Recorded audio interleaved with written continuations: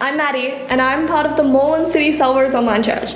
If it's your first time here today, welcome! Please subscribe to our YouTube channel and hit the notification bell so you're notified when we upload new videos. If you're here on our church online channel, now is the time to hit the invite button. Spread the love, bring your friends along. And also, don't forget to say hi in the chat. We always love knowing that you're here. We're continuing our series called Love in Action as we walk through the book of James. Today, we're looking at chapter 4. But before we do that, let's start with a song. Feel free to join in or just simply sit and listen.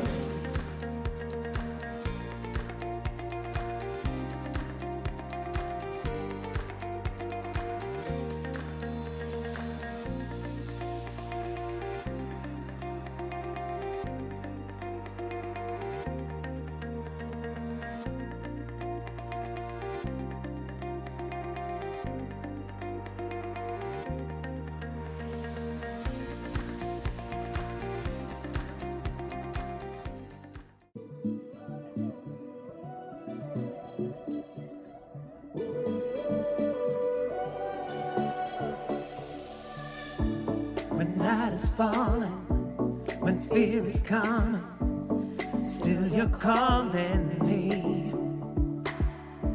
When faith is lost and my hope exhausted, you will be my strength. When my mind says I'm not good enough, God, you're enough for me. Yeah, I've decided I'm not giving up, 'cause you won't give up on me. You won't give up on me. Your love is holding on and it won't let go.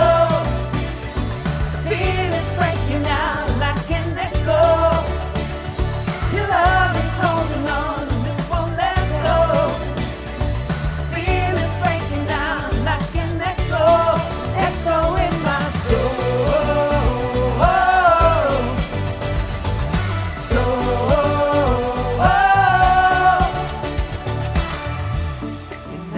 Season, you keep repeating your promises to me. No, there's no stopping what you have started until it is complete. When my mind says I'm not good enough, God, you're enough for me. Yeah, I've decided I'm not giving up. You won't give up on me.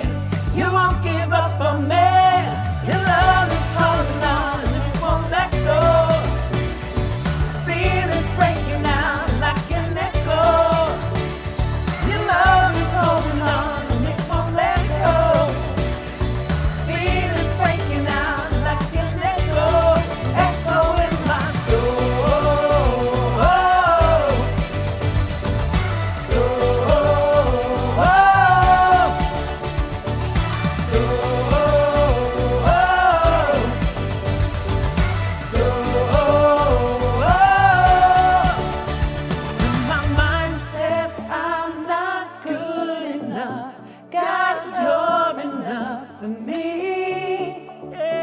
I've decided I'm not giving up, 'cause you won't give up on me. You won't give up on me. Your love is holding on and it won't let go. I feel it breaking out and I can't let go. Your love is holding on and it won't let go. I feel it breaking out, breaking out. Your love is holding on and it won't let go. I feel it breaking out and I can't let go. Your love is holding on and it won't let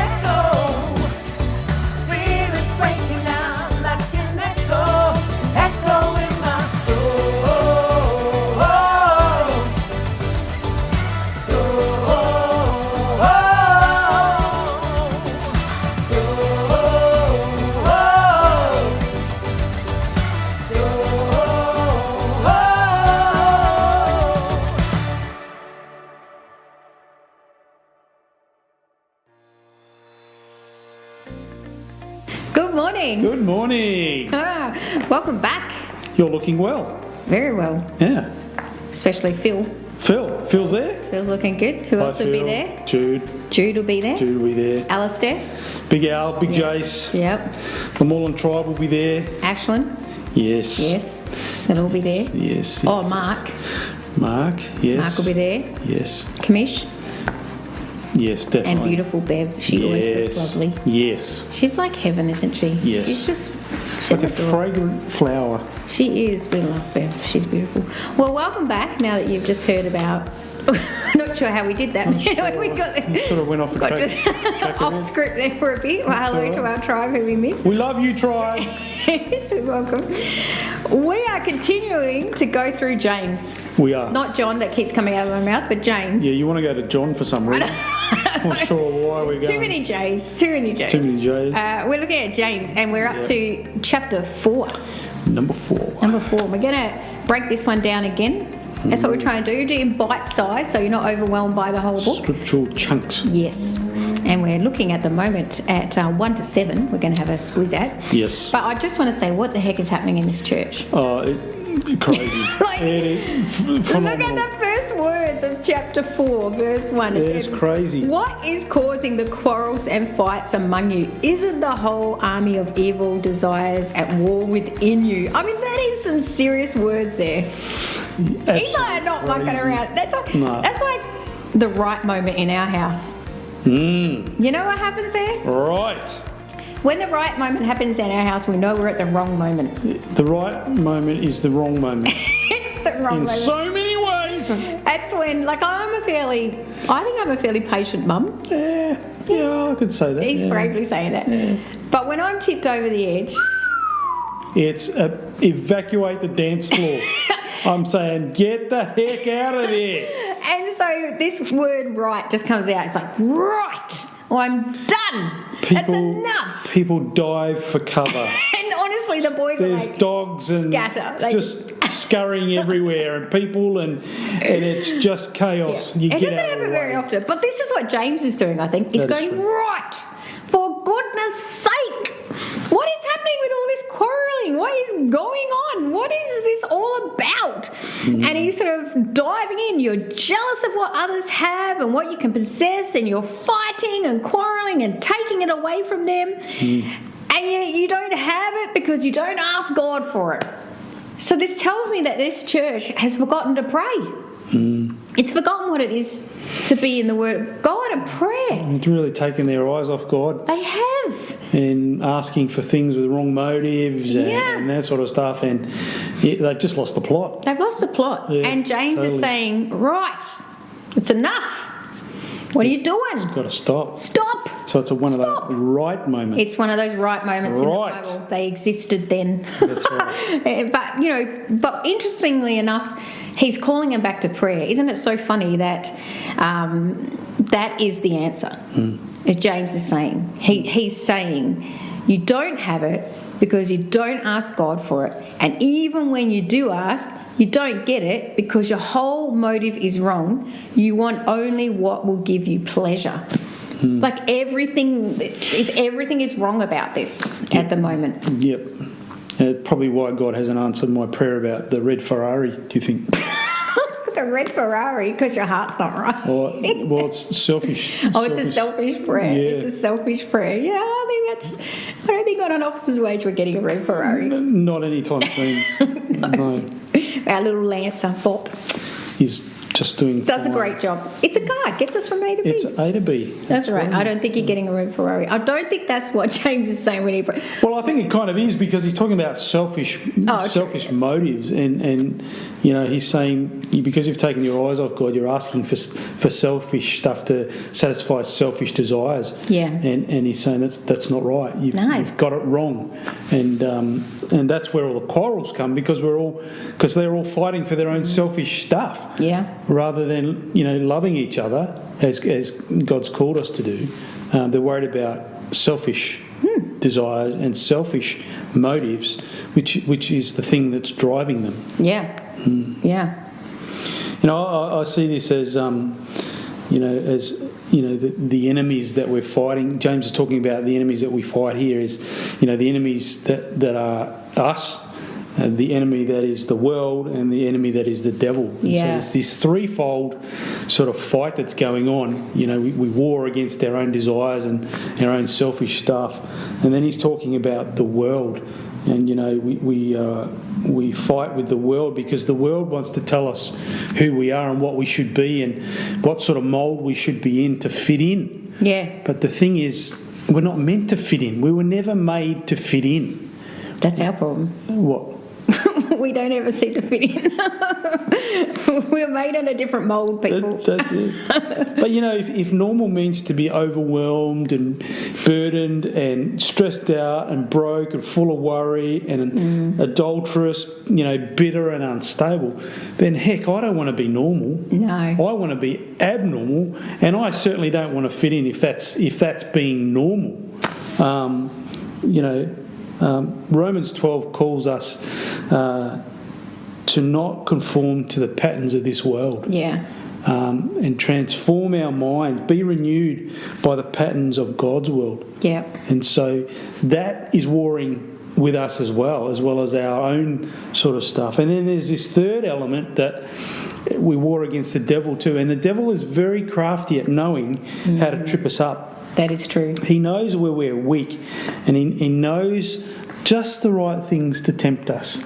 And And James spoke about that back in chapter 2, I think it was, about God doesn't tempt us, the devil, and now he's hitting that, isn't he, in this passage? Yeah, and he's saying, here is someone that knows your weaknesses, and he knows those buttons to push. Yeah.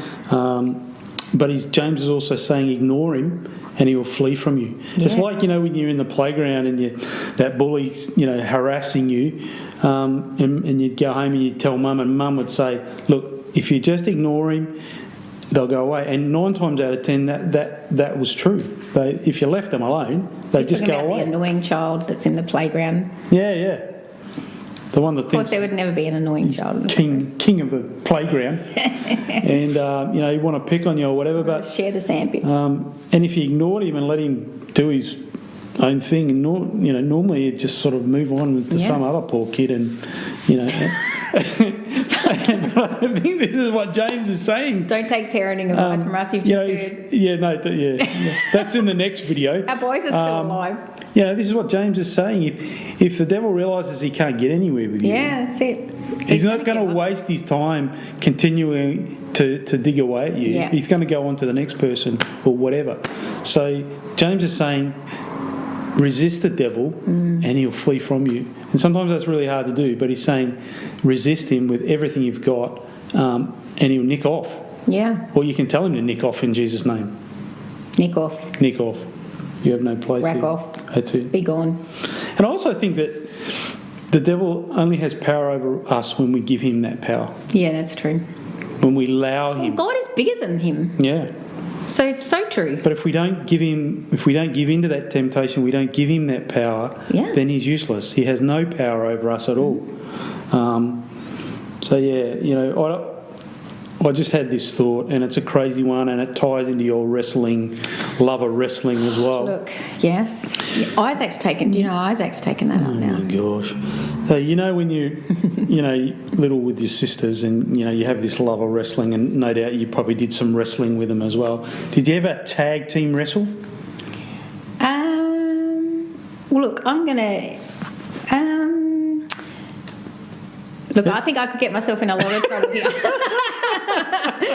I think I'm just going to bypass that question altogether. I see this as like, when we're pinned down on the canvas, the devil's got us pinned down, and he's trying to entice us, and he's tempting us and pushing all those buttons, and we're feeling. The Bible says that when we're weak, we're actually strong. Yeah. And so this idea that sort of we can reach out and tag team God, and he jumps into the ring, and straight away the big body slam, and he's done, and he's out of there. Is a great sort of image of how we can work with temptation. The Bible says that whenever we're tempted, there's always an escape route, and so always look for that escape route. because it's there. We've just got to look for it and ask the Spirit of God to help us to reach out for it. What I love about in James here is he kind of flips a lot of things that we think are weak, he makes strong. So like here he says that humility brings strength because it helps us resist the devil and purifies our heart. So we in the world would say a humble person is kind of weak because they don't stand up for themselves or they don't, sort of stand out and blah, blah, blah. But here, James is saying actually that is a strength. And that is a way that we can grow resistance, we can build endurance, and we can purify our hearts. Yeah, well, then when you look at Jesus, one of the most humble people that we know, you just see that strength of character in humility and being humble. He was so strong. Yeah, he was. Well, that's just 1 to 7. Wow. Whew. Jeepers. Man. Yeah, time flies, doesn't it? That's time flies. Jeepers creepers. Well, we're going to do some wrestling. I don't know that we are. No, we're not. I'm not sure what's going to happen, but we're going to take a break and we're going to come back and look at the next part of chapter 4. Yeah, 8 to 17. Let's do that. Yeah.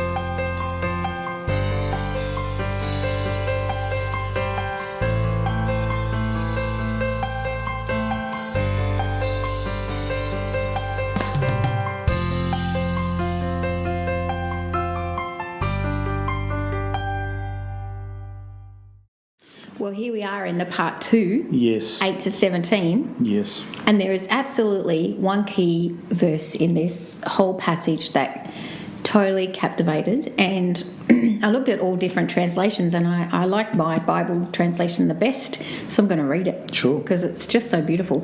And it's verse 10. The imagery in this just grabs me. It says, when you bow down before the Lord and admit your dependence on him, he will lift up and give you honour.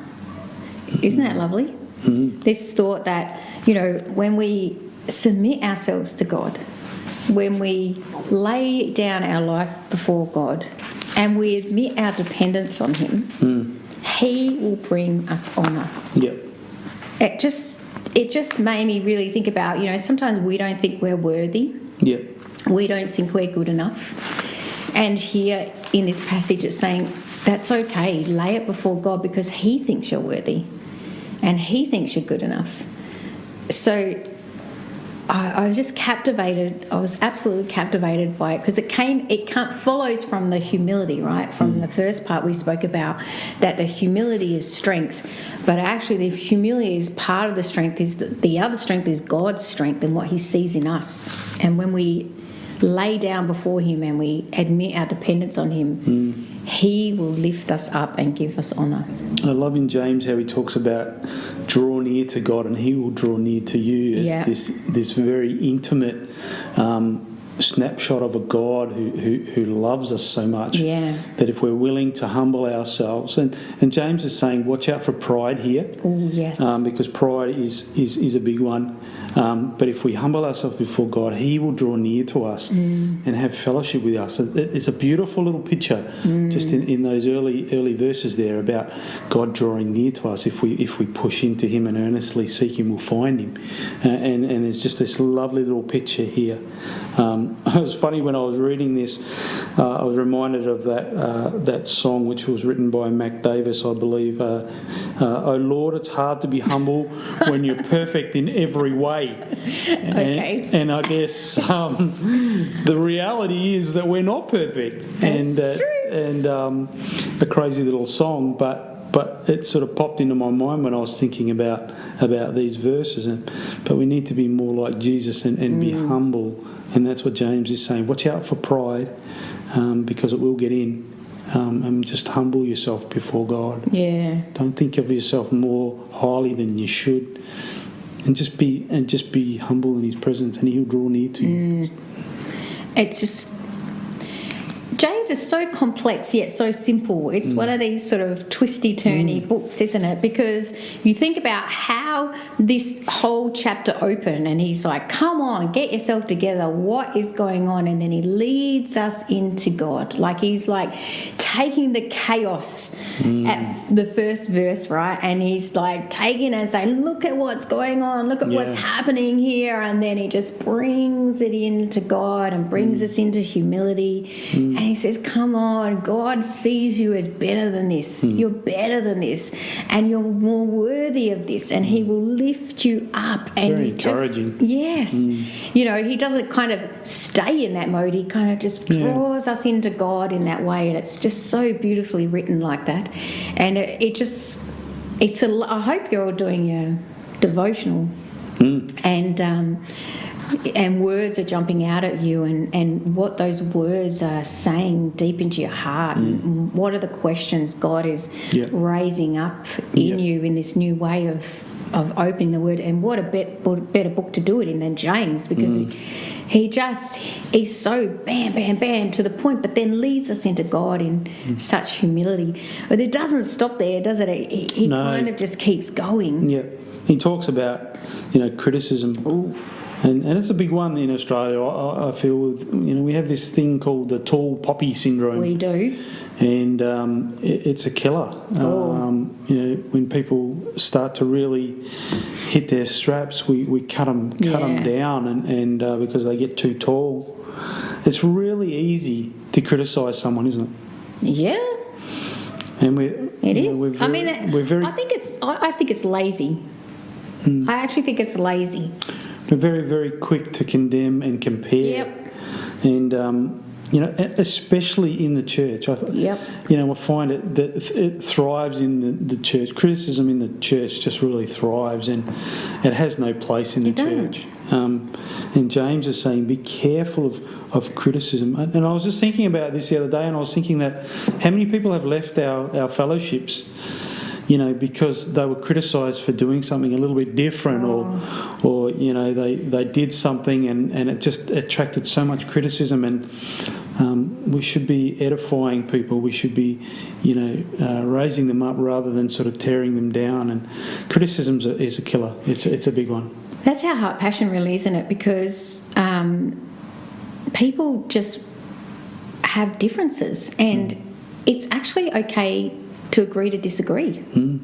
It's actually okay to do that, and you don't have to pull someone down in order to rise yourself up. You don't have to dim someone else's light so you shine brighter. I mean, it just doesn't work like that, and the church shouldn't work like that. Yeah, look, I don't think the church is supposed to be a place where we all act or think or be the same. Yep. And sometimes we can sort of get a little bit that way that you don't look like me, or you don't act like me, or whatever, and so we tend to very quickly go to this criticism thing. But it just crushes people. It really, really. And you're probably sitting there in lounge room land or wherever it is, and you could probably name on your hand 5 people or probably more who have felt harsh criticisms and been so impacted and left the church, and have just and some haven't even gotten over. No, that's right. And verse 11, it says, your job is to obey it. God alone who made the law, and the law is talking about here is the law of love, which is in Matthew, which is love your neighbour as yourself. God's law is love. God's law is not criticism. And I kind of think that it's how we look at it. I think, we can look at people being different and doing different things as different, but I think when we're all different, it brings diversity brings strength.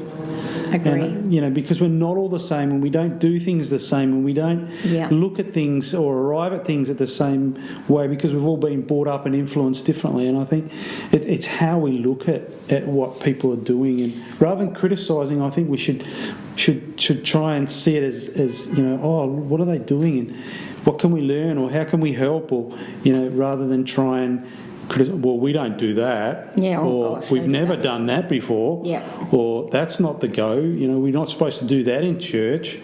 Rather than going, that could actually work, and see the positives rather than the negatives. Well, we look at our children. We've got 2 fabulous boys, and they're so different. Oh, chalk and cheese. Yeah, they're like totally different. And so we communicate to them differently. But that doesn't mean one is right and one is wrong. No. It just means as a house of 4, we have to find common ground. Well, our family's enriched by having both of them, and because they bring different perspectives. They just bring a different tool bag to the table, and they're just completely different. They're the way they see things, the way they see the world, how they think, how they react, and that's a positive, because there's such a richness in all of those thoughts and things that actually make us a family. Yeah.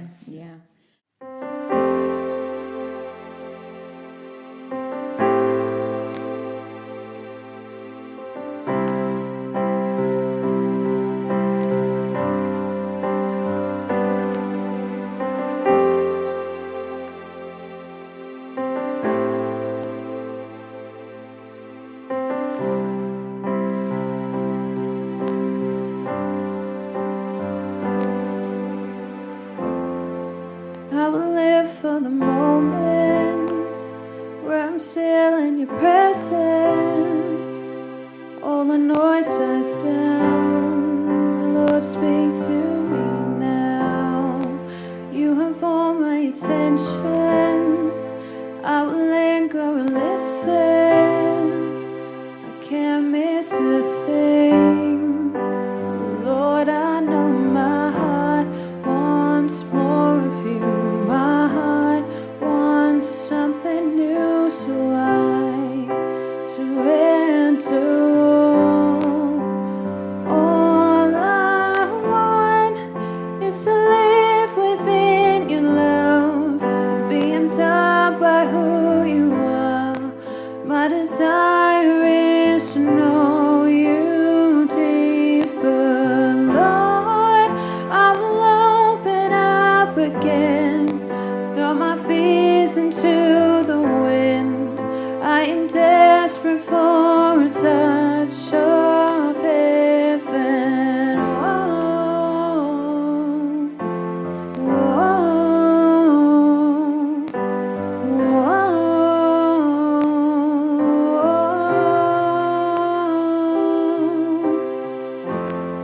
You're the fire in the morning, you're the cool in the evening, the breath in my soul, all the life in my bones. There is no hesitation in your love and affection. It's the sweetest of all. Lord, I know my heart wants more of you. My heart wants something new, so I surrender all. And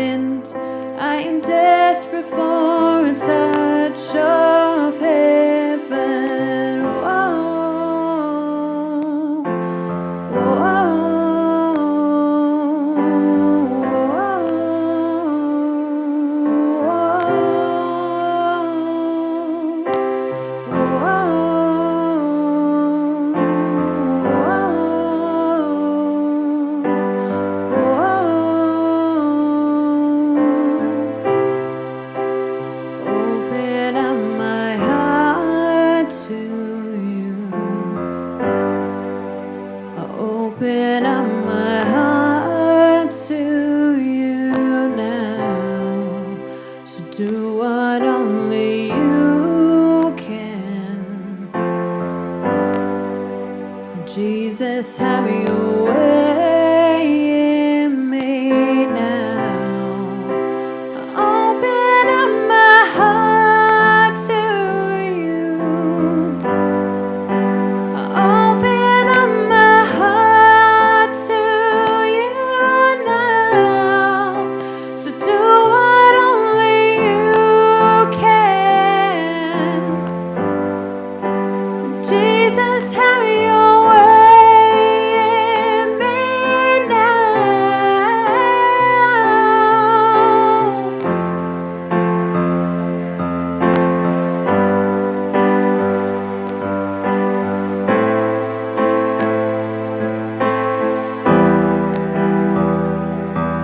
Na na na na na na na na na na na na na.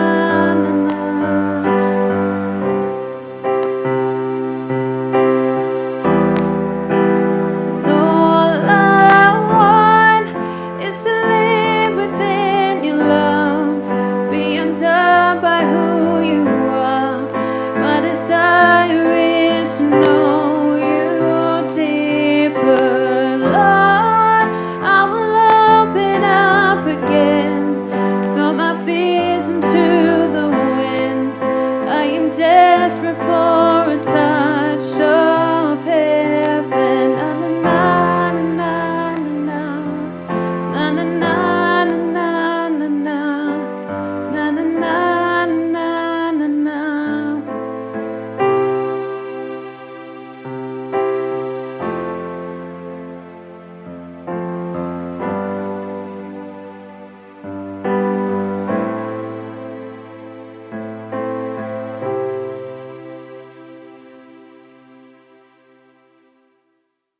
But James here, when you go down to 13, is kind of setting out a warning. Hey, he's saying you can make some plans if you like, but it's up to God about how that's going to go. I love how he says we're just a mist. Yes. And then when we're gone. But when you think about it, it's so true. Like in the grander scheme of things, we are just a mist. And then Mine says morning fog. I like mist better. morning fog. Morning fog. Like a mist. There was a fog in our kitchen the other night when we did the poppadoms. Yeah, that it was very funny. That was more than a mist. It was like a total blackout. Stephen and Kelsey. Yes, Stephen and Kelsey will know. Fanning and the fire alarm went off. But it's so true. It's our lives come and go in the scheme of the life of Earth and our life. Human history. Yeah, it's just like a blip, and then add to that God who is beyond time. We are just like minuscule, and here we are worrying all the time about our life. Boasting about what we're doing. And well, he's saying, they were, I don't know what was going on in this church, but they were boasting and carrying on. There's also a very interesting little warning in the end here, and James is talking about the sins of omission, knowing the good that we should do, yes, but not doing it. And immediately I had my mind raced to the story of the Good Samaritan. When the people just crossed over the other side of the road and kept going, they knew what they needed to do. Yeah, I know. But they didn't do it. They crossed over the road, and the Samaritan had to, it was crazy. But this is again what James does. He flips things, right? So normally we say, don't do this, that is wrong. Don't do this, that is wrong. Don't do that, that is wrong. He's saying, when you don't do good, that is wrong. Like when you're supposed to do something and then you don't do it, that is wrong. He's like totally flipped it again. So it's not actually sin's not actually something that you do. It's it's what you it don't can be do. something that you don't do. Yeah. And so, every part of us is now in question, and Well, when you think about it, it actually comes back to our motives. again comes back to our heart, and here we go again. Here's James saying, how's your heart? Check your heart. What's going on and that there? wisdom thing again, I think, is really, really important. And so what's our motives like? Yeah. If someone's in need and you walk away, that's wrong. If someone needs love and you don't give it, that's wrong. If someone needs encouragement and you don't give it, that's wrong. That's a whole different way of looking at what we would call sin or what we would call outside of God's plan. Is a whole different way of looking at it. Well, let's wrap up this chapter. Oh, Yes. man, meat. We're getting meat here, Andrew. There's lots in this one. So I think first one would be humble. Yeah. Check your motives. Yeah, check your motives. Like, be humble. Humility is a strength. It's not a weakness. It's not a weakness. It's a strength. And don't be critical. Be supportive. Yeah. Let's support each other on. Cheer each other on. Yeah. I spoke about cheer squads. Yeah. Let's cheer each other on crazily. Let's just crazily cheer people on. And so that they can reach their potential. I think that's so important. Yep. And then not doing something is just as wrong as doing something wrong. That's right. When you That's know, a riddle. when you know you should be doing Missed opportunities. Yeah. it is. It absolutely is. Yep. And we really have to look at our motives in all of this and how our relationship is with God. And that's what James is saying to this church. Stop being numpties. Stop quarrelling. Stop and listen and get in with God and get it right with God and be humble and look for what you're not doing. Stop chasing after selfish desires. Yeah, that Ferrari's not coming. Yeah, I'm sorry. It's not coming. That's okay. I think I can live without it. Yeah, I think you can. But look, put your eyes back on God and go there for heavenly wisdom and not amongst yourselves. Yeah. Well, I think then you can pray. I'm going to pray. Yeah. All righty. Let's pray. Heavenly Father, we just thank you that we have this opportunity to delve into your word. And we thank you for the book of James because it does speak to us really plainly and clearly. And we just pray, Father, that you would help us with this. It's really hard sometimes to live this stuff out. And I think half the time it's easier to talk about it than it is to actually do it. And so we're asking you, Lord, to give us wisdom to actually put this into practice, to put this into our daily lives, in the daily grind. Lord, would you help us to do that? Lord, thank you for everyone that's watching at home. And I just pray that today they've been blessed beyond measure. Lord, that you've spoken to their hearts and that you continue to speak to their hearts, that you continue to draw them in and that you continue to help them to be the very best that they can be. Lord, just draw near to our tribe today, our wider global tribe that's watching online, and just help us, Lord, to be those disciples that you want us to be, so that when other people look at us, we'll be known by the fruit that we produce. So, Lord, be with us now. Bless us today, we ask in Jesus' name. Amen. Amen. Well, enjoy your Sunday. Yes. Not sure what you're up to? No. Not sure what we're up to? Not sure. No. But I'm sure we're going to go get a cuppa. Put the kettle on. Go get a cuppa. Absolutely. It's bye from us. And say hi to Maddie. She's on. Maddie's up next. Hi, Maddie. See ya. Bye. If you would like to support the ongoing work of this ministry and our work in the community, then please head to our website for more details on how to give. Or just simply copy the details that come up on the screen. You will also find our Love in Action devotional on our website. And we are so excited that you can join in with us. Thank you for joining, and we will see you next week, hopefully 10 a.m. Australian Eastern Standard Time. Goodbye!